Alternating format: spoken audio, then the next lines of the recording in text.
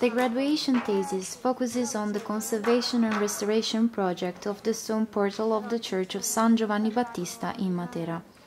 The monument dates back to the 12th century and is one of the most significant examples of medieval architecture in the city. The church was built to accommodate a group of nuns coming from Akkon in Israel. It is in fact one of the best architectural testimonies of the contamination of styles and population in Matera. The portal is made of organogenic limestone, the typical stone of Matera, and it is characterized by a decoration with plant and animal elements.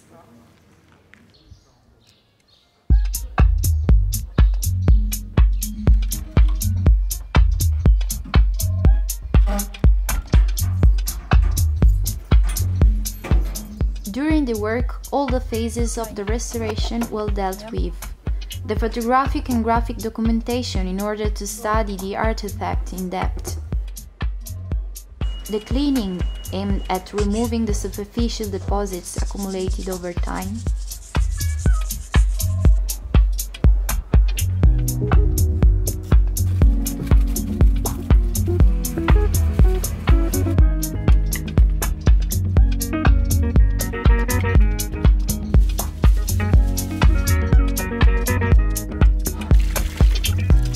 The use of a laser to lower the patiness with calcium oxalates.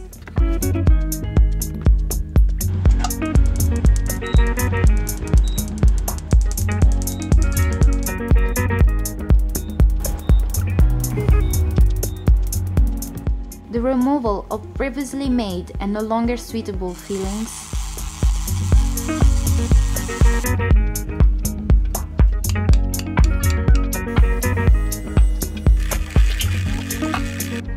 The creation of new fillings.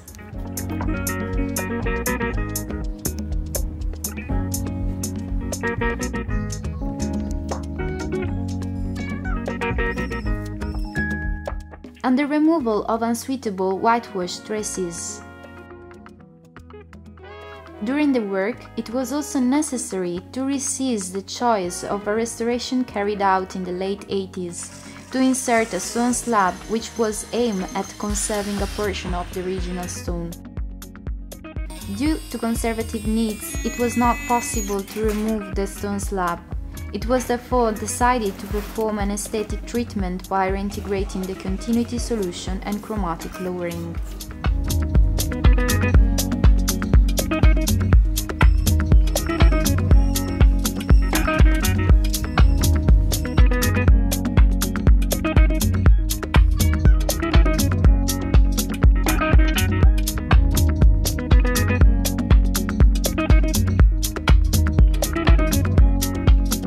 Problems that emerged during the restoration treatment relating to the conservation of the Matera stone represented the starting point for the experimentation of innovative and eco-sustainable products on the themes of consolidation and plastic reintegration of the surface. The Mixoson is a product tested in collaboration with the University of Granada, Nova Conservação, and K-Bio Biological. It is a consolidant made up of numerous nutrients that is applied to the stone. The bacteria present inside the stone are fed on the Mixoson and are stimulated to produce a mineral, the calcite, which is the main component of calcarenite from Matera. The production of calcite consolidates the loose stone, allowing the surface to regain solidity. Before applying Mixoson, it was necessary to check the presence of bacteria with a carbonatogenic capacity in the surface layers of the stone. Stone samples were then taken from the portal and their presence checked.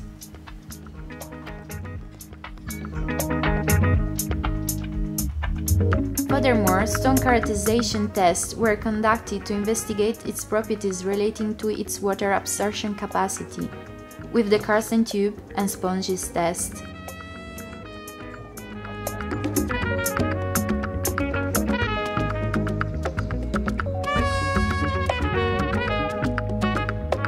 Any color variation of the stone that may occur after the treatment,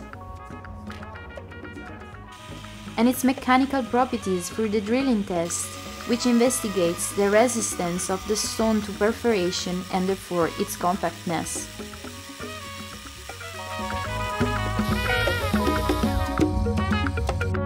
At this point, the Mixoson was applied to the surface by spray for a duration of 7 consecutive days, twice a day. To verify that the Mixoson acted as a stone consolidant, the tests carried out before the treatment were repeated, and it was verified that the consolidant acts positively as the stone is more compact and solid. In order to give the most objective evaluation of the suitability of the consolidation treatments, all the data detected during the analysis campaign were synthesized through a tab that gives evaluation from 1 to 4 for each product tested. From this tab, it was obtained a graph of the suitability of the treatments that clearly shows the efficacy of the bioconsolidant, in particular in its standard application.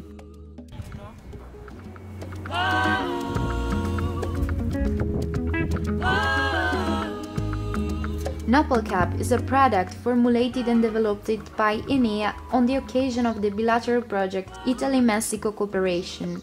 It consists of 2 components, the mucilage of prickly pear, nopal, and the alcoholic extract of chili, consisting of capsaicinoids. The Knucklecap thus constituted is added to the mortar composed of tuff, river sand and lime. In the case of this stasis, Knucklecap was used as a natural additive added to the intervention mortars in order to improve some characteristic of the intervention grouts. The mucilage of prickly pear is responsible for increasing some performance characteristic of the mortar, while the alcoholic extract has the function of inhibiting the possible growth of microorganisms on the grouting. To verify the effectiveness of Knucklecap, mortar samples formulated from different components were made, on which characterization tests were conducted, such as observation under the stereo microscope to check whether the addition of the additive causes a decrease in the crack on the surface of the mortars. The colorimetric analysis to check that the addition of Knucklecap does not cause a variation in the color of the grouting. The contact sponges to check whether the addition of the additive increases or decreases the internal porosity of the grouting.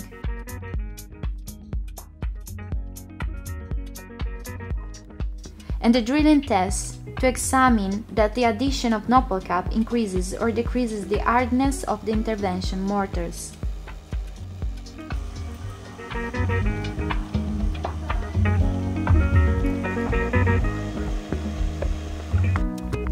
These same tests were repeated following artificial aging. The mortar samples were placed inside a climatic chamber in which extreme humidity and temperature values were set to simulate the exposure of the mortar to an external environment.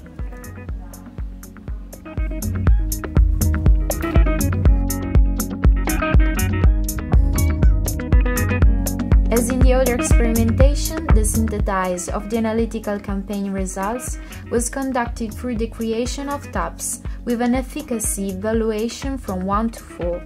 The 2 graphs obtained from the tabs shows clearly that among the samples realized with the aerial binder, the one realized without additive and the Knucklecap revealed the best performances. Indeed, among the samples realized with the hydraulic binder, the best performance was shown from the one realized without additive.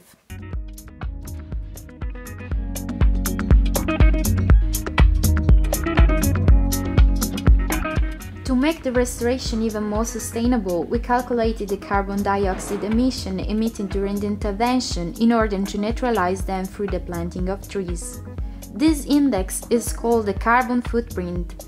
The restoration of the portal resulted in the emission into the atmosphere of about 100 kilograms of CO2. To neutralize this amount of CO2, it was necessary to plant 2 trees. If the intervention extended to the entire facade of the church, 2 tons of CO2 would be produced, and 38 trees would have to be planted.